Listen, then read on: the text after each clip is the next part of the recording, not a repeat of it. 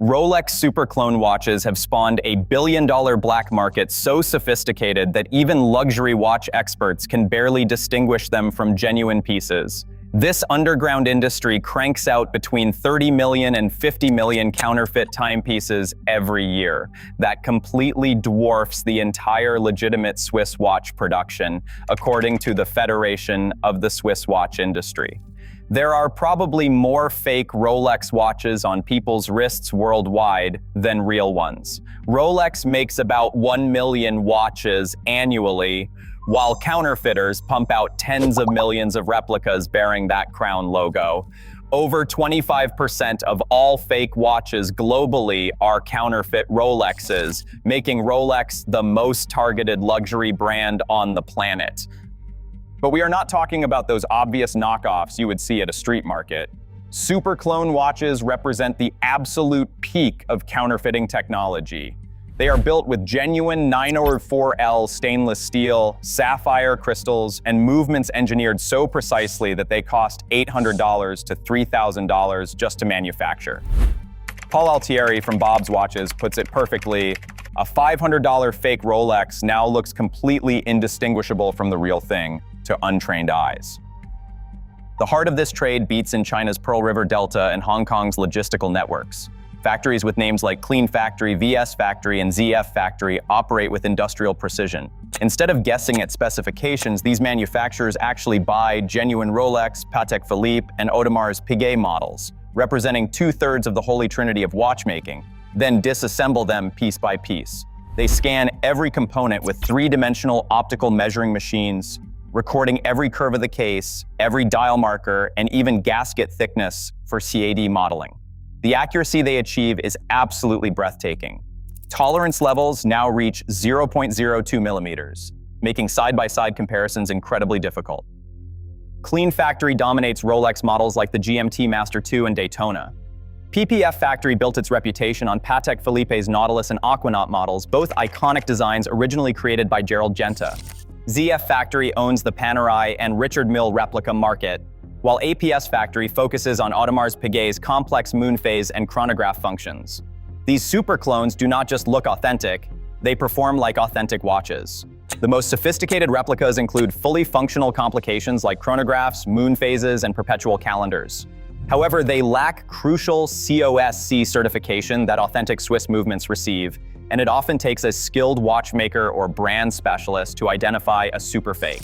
Even opening the case is not always enough, since some counterfeiters actually use genuine parts like rotors to hide an otherwise fraudulent movement.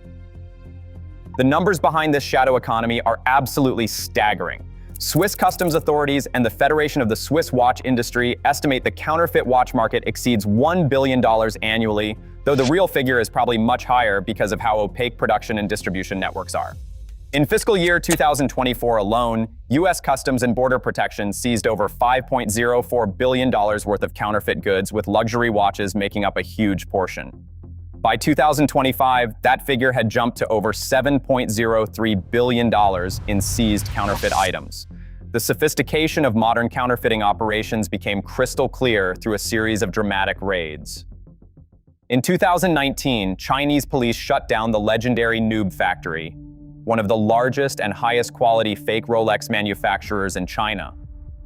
The closure sent shockwaves through the replica community, with remaining Noob Daytona watches selling for over $1,100 as supplies disappeared. But the industry proved incredibly resilient. As one insider noted, you close one today, but tomorrow they have another clone factory up and running.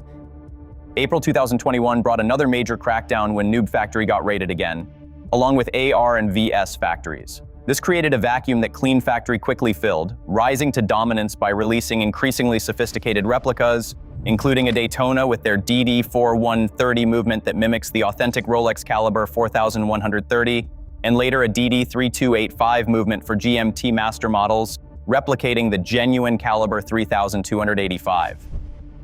The authentication arms race has heated up as luxury brands fight back hard. Rolex has rolled out multiple security measures over the years. In 2002, they added a nearly invisible crown logo at the 6 o'clock position on the sapphire crystal that is only visible under magnification. By 2003, they started laser etching rehaut engravings. Around 2020, Rolex introduced NFC chips in their warranty cards globally. But counterfeiters adapt lightning fast. The newest development came in August 2024 when Rolex filed a blockchain authentication patent with the World Intellectual Property Organization. This system integrates NFT chips with QR code technology, storing detailed watch data, including owner information, repair history, and transaction records on a tamper-resistant blockchain ledger. Additional security measures now include films used for banknotes added to sapphire crystals, micro-printing invisible to the naked eye, and special inks only detectable under UV light. The human cost of this industry goes way beyond intellectual property theft. According to counterfeit investigator Alistair Gray, these operations fund terrorism and organized crime, with Interpol documenting connections across multiple continents. In 2006, French authorities arrested suspects linked to the Salafist group for preaching in combat who partially funded their activities through counterfeiting. Over 80% of interviewed law enforcement officers acknowledge that organized criminal groups use counterfeiting to facilitate terrorism.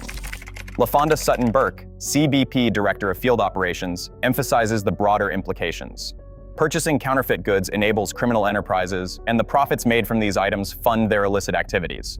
Russian, Eurasian, Asian, and Lebanese organized crime groups all profit significantly from intellectual property crimes, with enormous profits and minimal criminal exposure.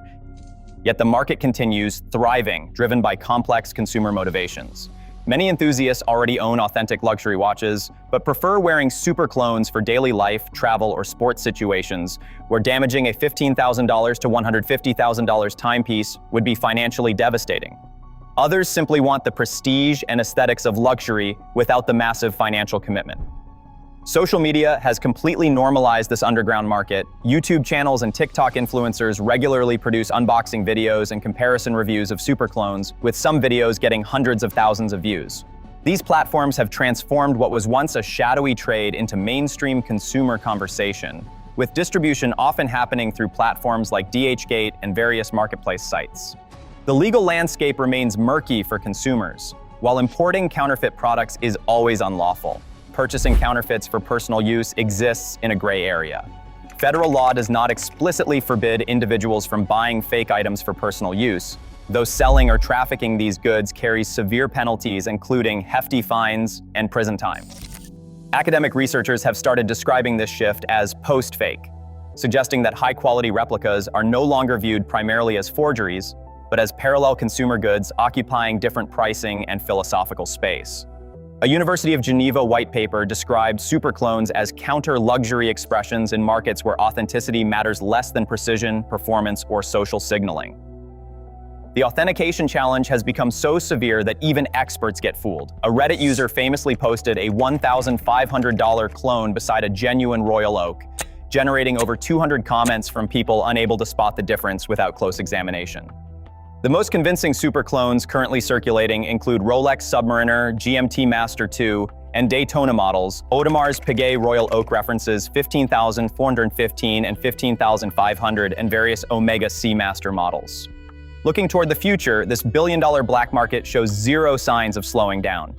In 2025, artificial intelligence and blockchain technologies offer new authentication possibilities, with artificial intelligence enabling high-resolution image analysis to detect micro-pattern anomalies, while blockchain creates immutable provenance trails.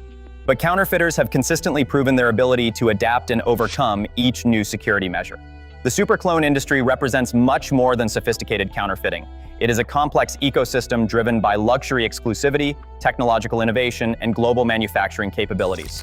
As Arjun van de Waal of Watchfinder & Co. notes, purchasing a luxury watch is a really special moment involving significant consideration and investment, so you can imagine the devastation people feel if they discover their watch turns out to be fake. This shadow economy will likely keep growing until there is coordinated global enforcement involving customs, payment processors, platform moderators, and logistics providers. Until then, the market remains too lucrative, too decentralized, and too normalized for current enforcement regimes to contain.